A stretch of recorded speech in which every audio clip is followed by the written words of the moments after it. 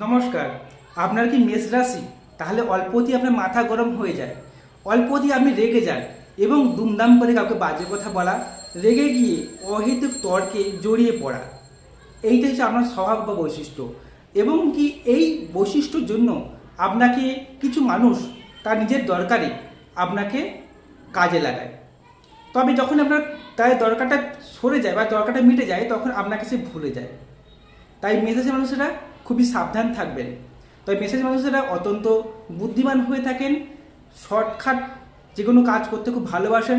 এমনকি এরা যে কোনো কথা বলার সময় এরা ধুমধাম করে, অর্থাৎ কথা যখন থ্রু করছে তারা সবসময় যেন সামনের ব্যক্তিটা কতখানি আঘাত পেল, কতখানি কষ্ট পেল সেটা দেখে না, কিন্তু সে সত্যি কথাটাই সর্বদাই বলার চেষ্টা করে এবং এই কথার থেকেই তার জীবনে শত্রুরা ক্রিয়েট হয়ে থাকে। যদি আপনার মেষ রাশি হয়ে থাকে অবশ্যই আমার কথাটা মিলেছে।